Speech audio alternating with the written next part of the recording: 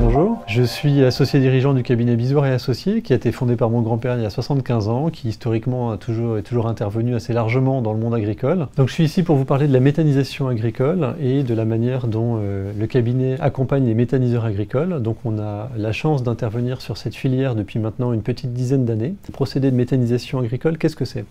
En fait, dans le domaine des grandes cultures sur lequel j'interviens principalement, et de manière très traditionnelle, on va semer de l'escourgeon, du blé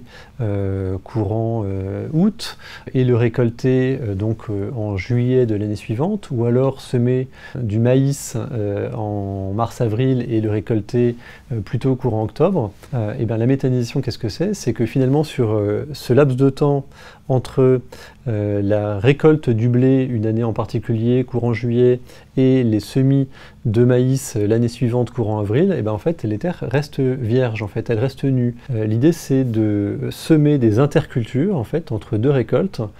cultures qui auront une vocation non pas alimentaire mais une vocation énergétique en fait. C'est ce qu'on appelle les cultures intermédiaires à vocation énergétique, les cives dont vous avez peut-être entendu parler. Et donc dans le schéma que j'évoque, on va dès après une culture de blé par exemple, récolter début juillet, semer un escourgeon, on va le récolter encore vert au mois d'avril de l'année suivante, suite à quoi on va semer immédiatement un maïs qu'on récoltera pour l'alimentation au mois d'octobre. Cette culture d'escourgeon qu'on aura intercalée entre la culture du blé de l'année précédente et la culture de maïs, eh ben, on va l'ensiler, c'est-à-dire concrètement le couper en tout petits morceaux, le mettre dans un méthaniseur, le brasser pendant plusieurs semaines à une température d'une quarantaine de degrés, et il va relâcher deux gaz, le méthane, qu'on va derrière injecter dans le gaz de ville, d'où le nom méthanisation en injection, et du CO2, qui n'est jamais que le CO2 qui a été capté par la plante pendant sa phase de croissance, le CO2 qui va être relâché dans l'atmosphère. Voilà pour le procédé. Donc les terres, au lieu de faire une culture par an, on va faire deux cultures par an, une à vocation alimentaire et une à vocation énergétique. Voilà pour le principe de la méthanisation. Une fois ce procédé présenté, je pense qu'il faut sortir d'une idée reçue qu'il peut y avoir, qui est que la méthanisation, les cultures à vocation énergétique, seraient au détriment des cultures dites alimentaires. Déjà parce que, comme je viens de vous le démontrer, les cives sont des cultures intermédiaires, qui se font donc entre deux cultures dites principales qui ont une vocation alimentaire. Ensuite parce qu'on a une réglementation très stricte en France qui fait que il y a une interdiction formelle d'intégrer plus de 15% de cultures dédiées à la méthanisation, donc de cultures principales, dans un méthaniseur. Et même dès le premier pourcent de cultures principales intégrées au processus de méthanisation, il y a des réfactions sur le prix, donc on gagne moins bien sa vie, d'où la volonté de pousser ces cultures intermédiaires. Et puis on a évidemment des contrôles très stricts en fait, que ce contexte est bien suivi. En aucun cas la méthanisation ne peut être considérée comme étant faite au détriment des cultures alimentaires. Entre cette volonté des pouvoirs publics de développer une nouvelle source d'énergie renouvelable et le fait que les techniques de production étaient de plus en plus au point, sont arrivés sur le marché les premiers méthaniseurs, donc au début des années 2010, et puis assez rapidement on a eu quelques précurseurs qui se sont lancés dans l'aventure, dont un qui historiquement était client du cabinet. Ça nous a permis de l'accompagner sur ses premiers projets, qui nous ont permis de défricher la filière en même temps que ses précurseurs de la méthanisation en Île-de-France et en particulier en Seine-et-Marne, et d'avoir un accompagnement donc, de manière assez classique au début, sur les aspects prévisionnels, recherche de financement, de structuration juridique, comptable, fiscale de l'activité. Cette filière elle a prise avec des résultats qui étaient tout à fait intéressants, tout à fait pertinents, de ses premières expériences auprès de ce que j'ai appelé les précurseurs de la méthanisation. Et donc là-dessus est arrivé ce qu'on peut qualifier de deuxième vague, donc des projets qui se sont lancés pour l'essentiel à la fin de l'année 2018 et qui, pour moi, si la filière a pu décoller à cette période-là, ça correspondait à une certaine logique de marché, et donc c'est dans ce cadre-là qu'on a commencé à accompagner de plus en plus de projets. Quand on accompagne un projet en matière de méthanisation agricole, en fait, il faut bien distinguer deux phases, la phase projet et la phase d'injection. Sur la phase projet, en fait, on va être très présent sur les aspects très classiques d'un expert comptable, prévisionnel, mais aussi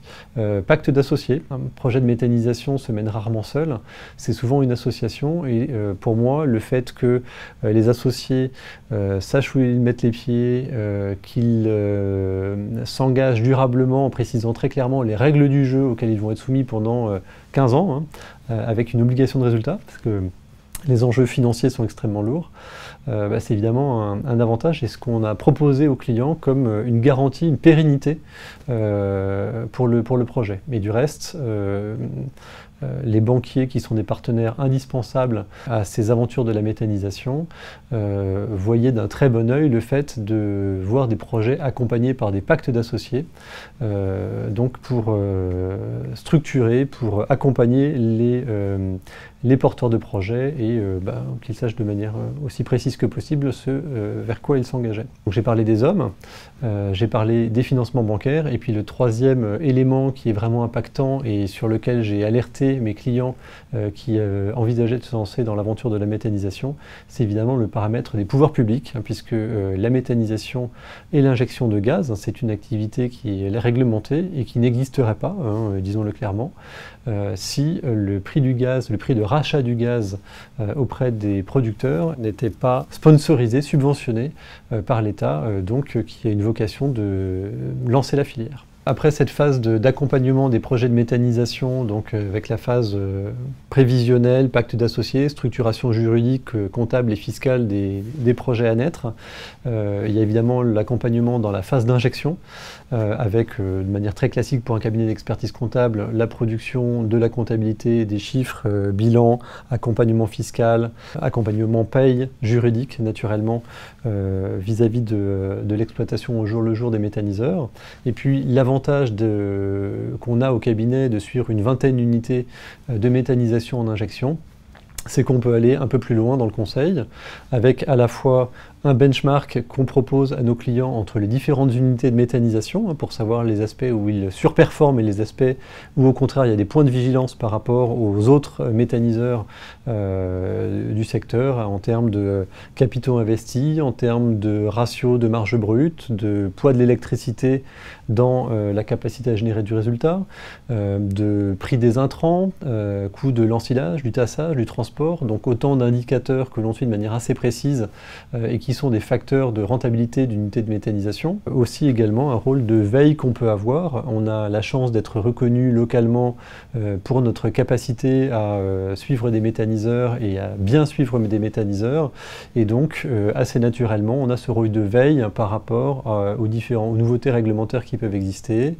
et d'une manière générale à l'environnement de la méthanisation tel que les porteurs de projets, les entrepreneurs peuvent le vivre. On connaît les problématiques de nos clients avant même qu'ils rentrent dans notre bureau, et ça permet un certain niveau d'échange à l'occasion des rendez-vous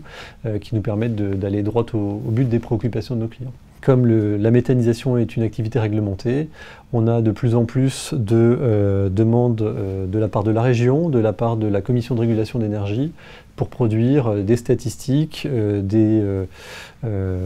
analyses en fait, pour justifier du côté pérenne des activités de méthanisation. On peut également avoir un rôle d'accompagnement sur la prise de décision. On peut penser que l'exploitation d'un méthaniseur, c'est une phase projet avec des investissements extrêmement lourds, et puis qu'après, une fois que ces investissements lourds sont portés, achevés, on est tranquille pour les 15 ans d'exploitation. Et en fait, de toute évidence, les investissements, ils sont quasi permanents, avec des projets qui sont vraiment de nature industrielle, et donc avec des entrepreneurs qui, en permanence, se posent la question d'investir encore et encore sur leur unité de méthanisation pour l'optimiser, pour en optimiser la rentabilité et maximiser le rapport entre les investissements et la quantité de gaz qui est produite.